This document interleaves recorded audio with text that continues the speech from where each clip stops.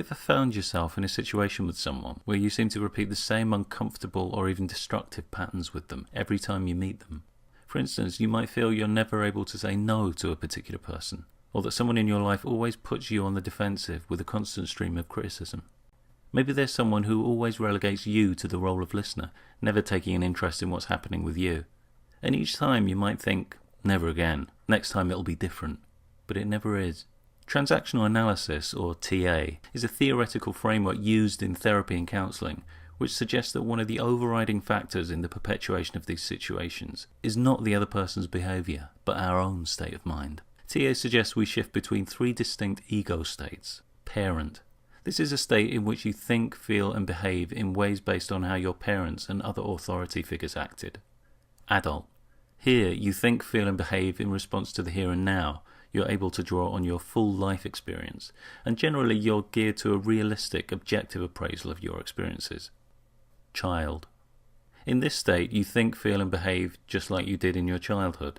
So there are the three ego states, but what might they look like if you saw them in action? For instance, what if you suddenly caught sight of someone sunbathing nude outside the window? In your parent ego state, if the attitude you'd experienced from parent and authority figures in your life towards nudity was hostile, you might feel disgusted and outraged. You might bang on the window, tell the person to get some clothes on, or clear off.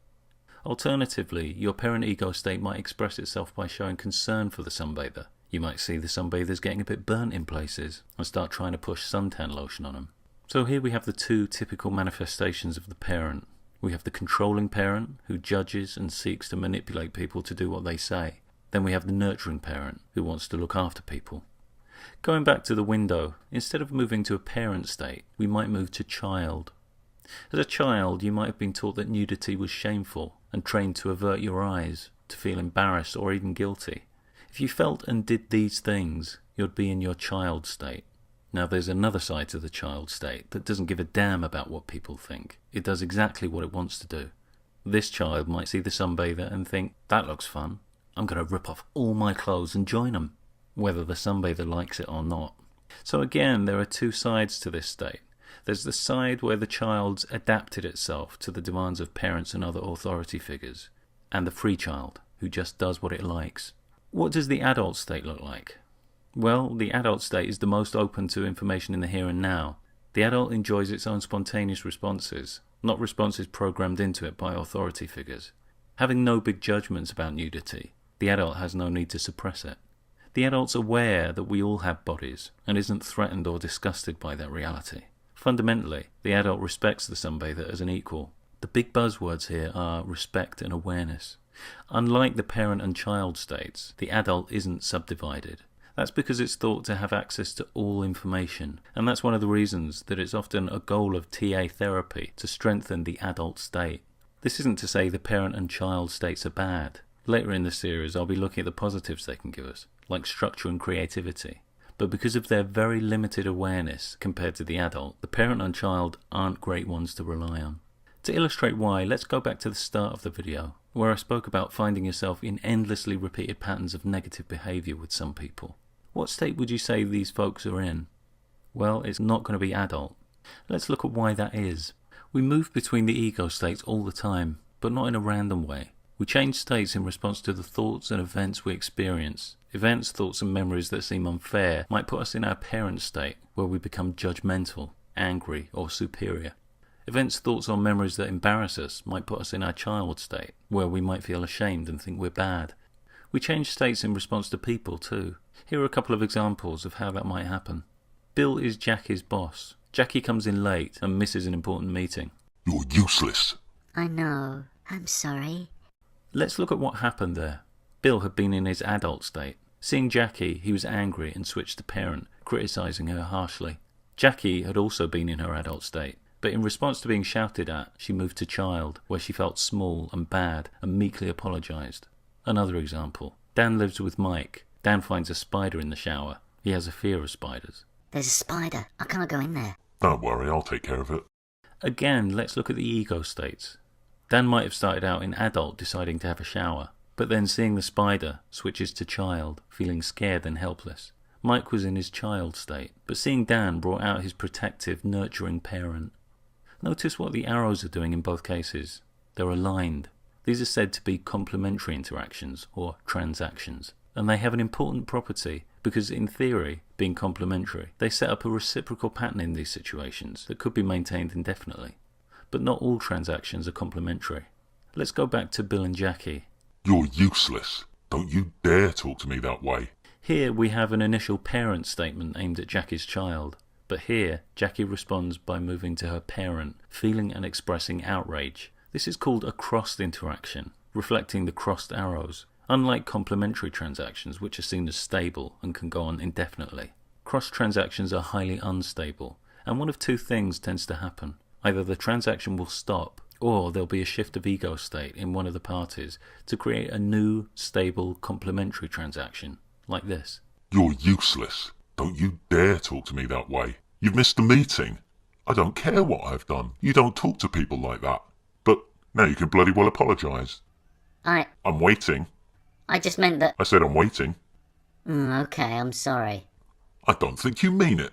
Right, that's it. I'm reporting you for harassment. Look, I am. I'm really sorry.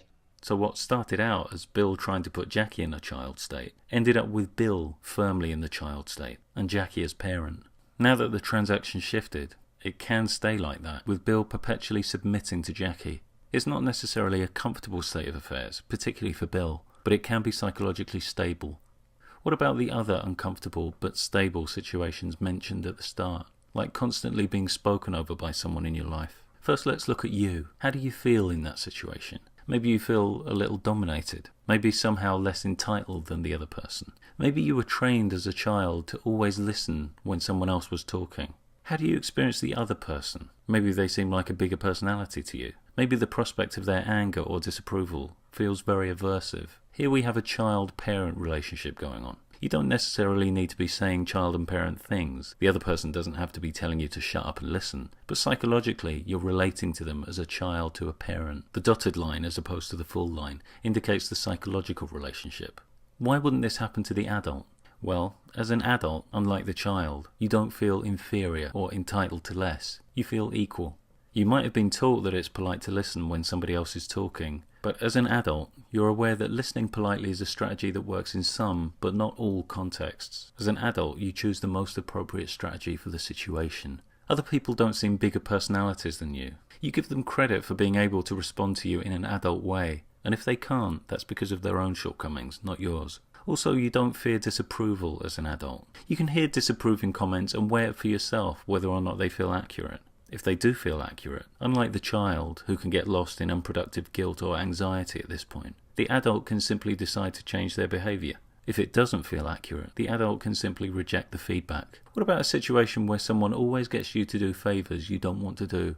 Maybe they seem to act small and helpless. They might use a whiny, pleading voice. And what does that bring out in you? Maybe you feel responsible for their emotions. Maybe you feel like the bigger, more capable person. Here we have a parent-child relationship going on, again psychologically. Would this happen to an adult? Again, as an adult, you see yourself as equal, no more intrinsically capable than them. Where you are more capable at a particular thing, you know it's because you worked at it yourself, so constantly doing that thing for someone else actually prevents them from becoming capable.